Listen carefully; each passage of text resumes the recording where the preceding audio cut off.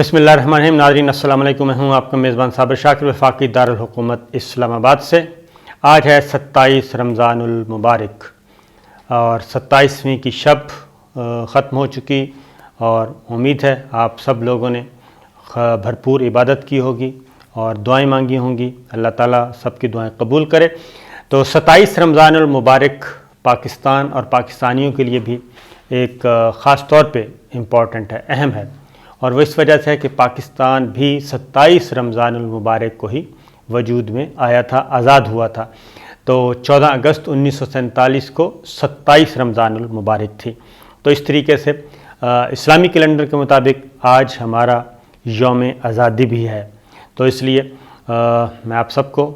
اس اعتبار سے بھی، اسلامی کیلنڈر کے اعتبار سے بھی یوم آزادی آپ کو مبارکباد دیتا ہوں۔ ایک بات، دوسری بات ہے جی، 27ویں رمضان جو ہے آخری عشرہ، خاص طور پہ رحمتوں کا نزول کا عشرہ کہلاتا ہے، اور لیلۃ القدر بھی آخری عشرے میں ہی ہوتی ہے اور طاق راتوں میں ہوتی ہے۔ تو اس دوران اللہ تعالیٰ سے دعا ہے کہ آپ لوگ جو جو دعائیں مانگ رہے ہیں دعائیں قبول ہوں، اور پاکستان کی ترقی اور سلامتی کے لیے ضرور دعائیں مانگیں جی۔ اب آتے ہیں 27 رمضان المبارک، 27ویں شب۔ کچھ اور بھی مظالم ہو رہے ہیں۔ یہ ذہن میں رکھیے کہ دو ہی ریاستیں دنیا بھر میں ایسی ہیں جو کہ نظریاتی طور پہ معرض وجود میں آئیں۔ ایک ہے پاکستان کا مطلب کیا، لا الہ الا اللہ پاکستان، اور دوسری یہودیوں کی ریاست ہے اور وہ ہے اسرائیل۔ اور یہ دو ریاستیں ایسی ہیں جو کہ نظریاتی مذہب کی بنیاد پہ، دین کی بنیاد پہ معرض وجود میں آئی ہیں، اور یہی ایک چل رہا ہے، یہود و حنود کا پرانا سلسلہ چل رہا ہے، قرآن مجید میں بھی ہے، اور یہ قیامت تک یہی چلتا رہے گا، ہمارا ٹکراؤ ہوتا رہے گا۔ تو صورتحال اس وقت کیا ہے؟ اسرائیل میں بیت المقدس، قبلہ اول، مسجد اقصیٰ، وہاں پہ جی مظالم ڈھائے جا رہے ہیں، ظلم کی داستان وہاں پہ رقم ہو رہی ہے، اور مسلمانوں کو دنیا بھر میں کہا جاتا ہے جی، کہ ہمیں کہا جاتا ہے کہ مسلمان انتہا پسند ہیں، دہشت گرد ہیں، مسلمان ریاستوں پہ الزامات عائد کیے جاتے ہیں، پاکستان پہ بھی، سعودی عرب پہ بھی،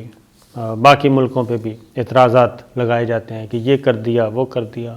فلاں حقوق نہیں ہیں، اقلیتوں کے حقوق نہیں ہیں، بے شمار قسم کے۔ لیکن ایسے مظالم جو ہیں آپ نے کبھی نہیں دیکھے، ایسے مناظر آپ نے کسی مسلمانوں کی ریاست میں تو کم از کم ایسے نہیں دیکھے گئے کہ یا انڈیا میں آپ کو نظر آئیں گے، مقبوضہ کشمیر میں، یا ادروائز انڈیا کے دوسرے حصوں میں، یا پھر یہ مناظر آپ کو نظر آئیں گے اسرائیل میں، فلسطینیوں پہ مظالم، قبلہ اول پہ دھاوا بولا گیا۔ اور یہ ایسا کبھی کسی مسلمان ریاست نے کم از کم ایسا نہیں کیا کہ جناب، خاص طور پہ عصر حاضر کی بات کر رہا ہوں، کہ ایسا کوئی مثال نہیں ملتی کہ کوئی نان مسلم جو ہیں، غیر مسلم، اپنی کوئی عبادات کر رہے ہیں، اپنی مذہبی رسومات ادا کر رہے ہیں اور عقائد کے مطابق کچھ کر رہے ہیں، تو کسی مسلمان ریاست نے وہاں پہ دھاوا بولا ہو اس طریقے سے، جیسا کہ فلسطین میں اور کشمیر میں ہمیں دیکھنے کو ملتا ہے۔ تو رمضان المبارک کا آخری عشرہ جو ہے جی، وہ فلسطینیوں کے لیے کافی ظلم و ستم ہو رہا ہے، اور خاص طور پہ یہ جھگڑا شروع ہوا شیخ جراح کا علاقہ ہے، مشرقی یروشلم میں، اسرائیل مشرقی یروشلم میں۔ تو یہاں پہ ہوا یہ ہے کہ وہاں پہ فلسطینیوں کو وہاں سے نکالا جا رہا ہے، اور ان کو مجبور کیا جا رہا ہے کہ آپ یہ جگہ بھی خالی کر دیں، جبکہ وہ 1950 سے وہاں پہ ہیں، اور یہ فلسطینی ریاست کا حصہ کہلاتا ہے، تسلیم شدہ۔ لیکن یہاں پہ اس سال رمضان میں چند دن پہلے اب یہ ایک نئی شروع کر دی سلسلہ، اور آپ نے سوشل میڈیا پہ کچھ ویڈیوز بھی دیکھی ہوں گی۔ ایک خاتون ایک اسرائیلی کو کہہ رہی ہے کہ جناب، یہ آپ کا نہیں ہے، یہ ہماری جگہ ہے اور آپ قبضہ کر رہے ہیں۔ تو لیکن ظاہر ہے خاتون بیچاری نہتے ہیں، وہ کیا کر سکتے ہیں، پتھر شتر مار سکتے ہیں اور تو کچھ نہیں کر سکتے۔ تو یہ وہاں پہ ایک پہلے میدان جنگ بنایا گیا۔ اب تک 250 سے زیادہ فلسطینی جو ہیں وہ زخمی ہو چکے ہیں، اور مارے کتنے گئے، شہید کتنے ہوئے، ان کے بارے میں ابھی کچھ پتہ نہیں ہے۔ اور 19 اسرائیلی بھی اس میں زخمی ہوئے اہلکار جو ہیں. تو یہ سلسلہ چل رہا ہے. وہاں سے یہ تصادم کا سلسلہ شروع ہوا اور اس کے بعد سے 27ویں شب کیا ہوا جی؟ 27ویں شب یہ قیامت ڈھائی گئی اور پہلے شیخ جراح کا علاقہ یہودی آباد کاروں اور فلسطینیوں کے درمیان ایک یہ میدان جنگ بن گیا اور گلی کوچوں میں مارا گیا جی اور فائرنگ کی گئی، سب کچھ کیا گیا. یہ پوری رپورٹ ہے. مغربی ذرائع ابلاغ بتا رہے ہیں، امریکی ذرائع ابلاغ، برطانیہ کے، وائس آف جرمنی، DW سب کے سب رپورٹ کر رہے ہیں. یہ ایسا نہیں ہے کہ یہ کوئی پروپیگنڈا ہے. باقی آپ ویڈیوز مسلسل دیکھ رہے ہیں. پھر 27ویں شب مسجد اقصیٰ میں انتہا کی گئی. مسجد اقصیٰ میں اسرائیلی فورسز نے جھڑپیں کیں اور اس کے بعد سے مسلسل جو ہے رمضان المبارک میں وہاں پہ عبادات کر رہے تھے جی، نماز پڑھ رہے تھے، قرآن مجید کی تلاوت ہو رہی تھی، نماز تراویح ادا کی جا رہی تھی. اور لیکن اس کے بعد اچانک دھاوا بولا گیا اور سینکڑوں لوگوں کو، نمازیوں کو زخمی کر دیا گیا. تو یہ سلسلہ ایک عجیب و غریب چل رہا ہے. اس کے بعد یہ برطانوی ذرائع ابلاغ نے بھی، امریکی ذرائع ابلاغ نے بھی، یورپین ذرائع ابلاغ نے، سب نے یہ پورے کا پورا نہ صرف رپورٹ کر رہے ہیں بلکہ دکھا بھی رہے ہیں ٹیلی ویژن چینلز پہ، آپ دیکھ رہے ہوں گے. پھر وہاں پہ 106 زخمیوں کو کل تک ہسپتال منتقل کیا گیا تھا اور یہ جواباً وہ بیچارے نماز کے دوران کیا ہو سکتا ہے جی؟ آپ دیکھیں ذرا، بہت افسوسناک مناظر ہیں. اس پہ برطانیہ میں احتجاج ہو رہا ہے اور استنبول میں، انقرہ میں بہت زیادہ کیے گئے احتجاجی مظاہرے کیے گئے. مسلمان احتجاج کر رہے ہیں، پرامن احتجاج کر رہے ہیں. برطانوی رکن پارلیمنٹ نے بھی اسرائیل کے فوج کے حملے کی مذمت کی ہے اور وزیر اعظم بورس جانسن سے یہ مطالبہ کیا ہے کہ یہ کام آپ نہ کریں. اراکین پارلیمنٹ، یورپی یونین اور برطانوی پارلیمنٹ کے اراکین پارلیمنٹ نے اور پاکستان کے اراکین نے، مختلف ملکوں سے آوازیں اٹھنا شروع ہو گئی ہیں اور مسلسل یہ آوازیں اٹھائی جا رہی ہیں. اور ساتھ ہی ساتھ طیب اردوان اور وزیر اعظم عمران خان، یہ دو لیڈر آئے ہیں جی سامنے اب تک، پاکستان اور ترکی. دونوں نے نہ صرف اس کی مذمت کی بلکہ اس کو ظالمانہ بھی قرار دیا. اور باقی آپ کو معلوم ہے کہ OIC جو ہے وہ OIC سو رہا ہے اور وہ اپنی پیار کی پینگیں بڑھا رہا ہے اور اس سے آپ اندازہ کر سکتے ہیں کہ وہ کیا کہتے ہیں کہ نفسہ نفسی کا عالم تو ہے ہی ہے، لیکن اصل جو چیز ہے وہ ہے مادیت پرستی، دولت، تجارت اور سرمایہ کاری. یہ بڑے مرغوب کر رہے ہیں ہمارے مسلم حکمرانوں کو اور یہ جب تک مسلم حکمران ان باتوں سے مرغوب ہوتے رہیں گے اور وہ زیر ہی رہیں گے، زبر نہیں ہو سکتے، وہ غلبہ حاصل نہیں کر سکتے. تو اسرائیلی فورسز کے جو فلسطینیوں پہ حملے ہوئے جی، سعودی عرب اور UAE نے بھی مذمت کی ہے اور یہ مذمت آپ کو معلوم ہے کہ کس طرح کی مذمت ہو سکتی ہے، لیکن مذمت کی گئی. اور خاص طور پہ سعودی عرب کے نے بیت المقدس میں فلسطینیوں کے گھروں سے جی بے دخل کرنے اور پھر ان پر اسرائیلی خود مختاری مسلط کرنے کے اقدامات کو بھی مسترد کر دیا ہے، کیونکہ یہ معلوم ہے آپ کو کہ اب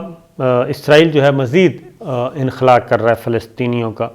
اور فلسطینیوں کا انخلا کر کے فلسطین کی سرزمین پہ مزید قبضہ کر رہا ہے. اور اسی لیے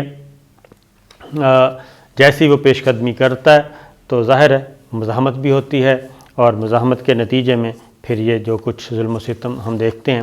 وہ ہو رہا ہے. اور مسجد اقصیٰ کے دروازے جی اب بند کر دیے گئے ہیں اور صرف واحد ہے ایک پاکستان اور دوسرا طیب اردوان نے تو اسرائیل کو دہشت گرد ریاست کہا ہے اور وہاں پہ انقرہ اور استنبول میں جو اسرائیل کے سفارت خانے ہیں یا قونصلیٹ خانہ، وہاں پہ مظاہرے بھی کیے گئے، مسلمانوں نے ادھر مظاہرے کیے ہیں، تو اس کا حل اور یہی کچھ آپ کو ہم ملے گا کشمیر میں،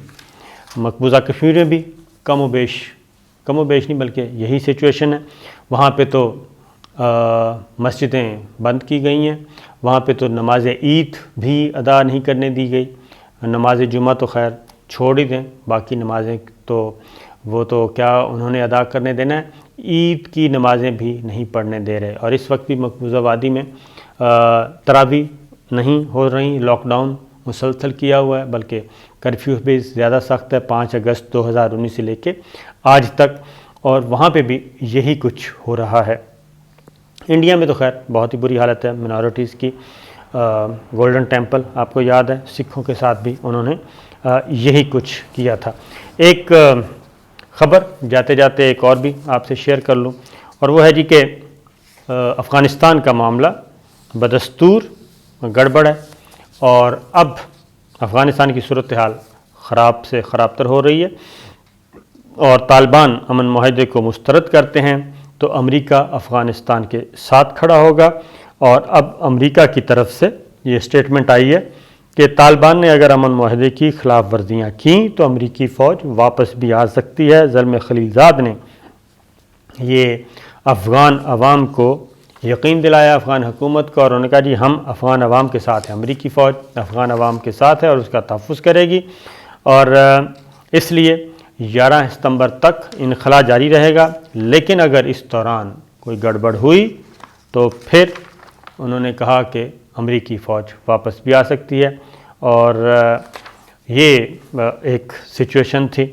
افغانستان سے امریکی وزیر خارجہ نے بھی خاص طور پہ ایک سٹیٹمنٹ دیا کہ افغانستان سے ہم نکل رہے ہیں، لیکن افغانستان سے اب تعلق توڑیں گے نہیں، اور یہ نہیں ہوگا کہ جیسے ماضی میں ہم جب روس کا انخلا ہوا تھا یہاں سے شکست ہوئی تھی تو اس کے بعد افغانستان کو چھوڑ دیا گیا تھا اس کے حال پہ، تو اب ایسا نہیں ہوگا۔ دوسری جانب بھارت میں جی مسلسل صورتحال خراب سے خراب تر ہے کرونا کے معاملے میں۔ وہاں کی صورتحال یہ ہے جی کہ اب کرونا وائرس کی بھارتی قسم سب سے زیادہ متعدی ہو سکتی ہے، یعنی یہ